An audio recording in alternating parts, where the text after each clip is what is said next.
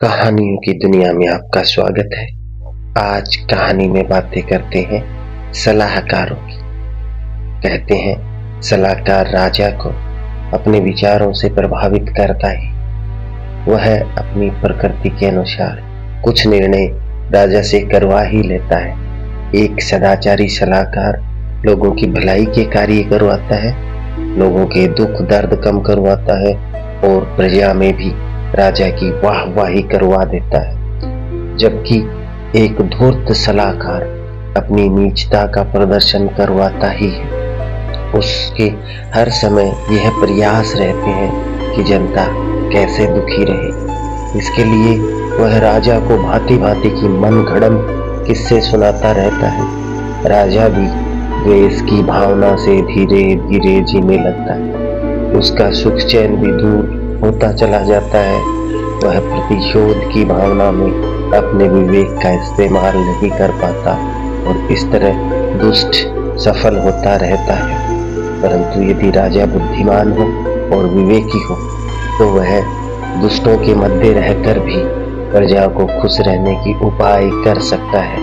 तो चलिए आज देखते हैं इस कहानी में राजा की बुद्धिमानी। कहानी का शीर्षक है सारस और कौवा। किसी गांव में एक निर्धन ब्राह्मण रहता था। उसके पास एक टूटी हुई झोपड़ी के सिवा अपना कहने को कुछ भी नहीं था। गरीबी की मार ने उसके तन के कपड़े तक कम कर दिए। कई दिनों तक भूख मरना पड़ता था।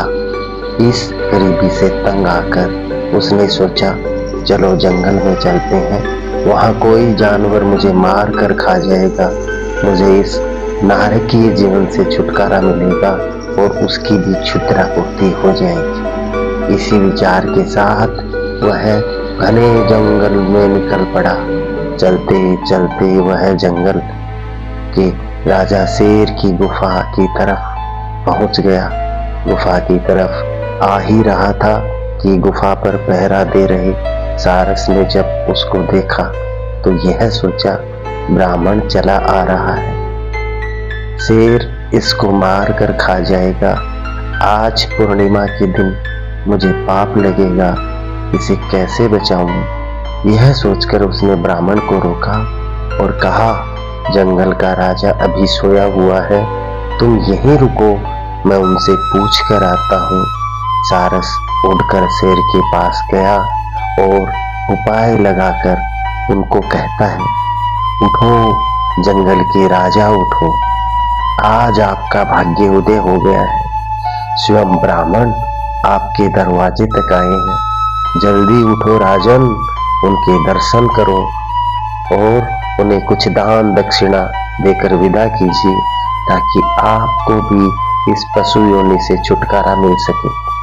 शेर उठा। शेर भूखा नहीं था, इसलिए उसके दिमाग में सारस के वचन पड़े। सारस के वचनों से वह प्रभावित हुआ। उसने ब्राह्मण को देखा, पहले उसे प्रणाम किया और फिर अन्य व्यक्तियों को जिनका उसने शिकार किया था के गहने उस ब्राह्मण को दे दिए। ब्राह्मण को गहने देने के बाद वो उनकी तरफ प्रणाम की मुद्रा में बैठा था। इस पर सारस ने ब्राह्मण से कहा जितना जल्दी हो सके यहाँ से दूर चले जाओ, वरना पता नहीं राजा की मति कब बदल जाए। और ब्राह्मण भी गहने लेकर चला गया। अब वह गांव में पहुंचकर हंसी खुशी से रहने लगा। गरीबी से छुटकारा मिल चुका था। उसके पास सोने के गहने थे जिसे बेचकर उसने एक अच्छा सा मकान बना लिया और वो सारी सुख सुविधाएं जुटा ली जो पहले उसके पास नहीं थी। यह देख उसके पड़ोसी को ईर्ष्या हुई। उन्होंने धीरे धीरे इस बात का पता लगाया कि ब्राह्मण के पास पैसे कहाँ से आए। जब उसको पता लगा कि पूर्णिमा के दिन इस तरह जंगल के राजा शेर ने दिए हैं तो उसने भी अपने मन में विचार किया मुझे भी पूर्णिमा के दिन वहां पे जाना चाहिए, मैं भी शेर से दान दक्षिणा पाकर और अधिक अमीर हो जाऊंगा। यही विचार मन में करके वह पूर्णिमा के दिन शेर की गुफा की ओर चल पड़ा। इस बार पहरेदार बदल चुका था, पहरा कोवा दे रहा था। ब्राह्मण को दूर से गुफा की तरफ आता देखकर सोचता है, इंसान का मांस कैसा होता है, कभी खाने को मिला ही नहीं। आज शेर इसको मार कर खाएगा तो मुझे एक आध टुकड़ा मिल जाएगा।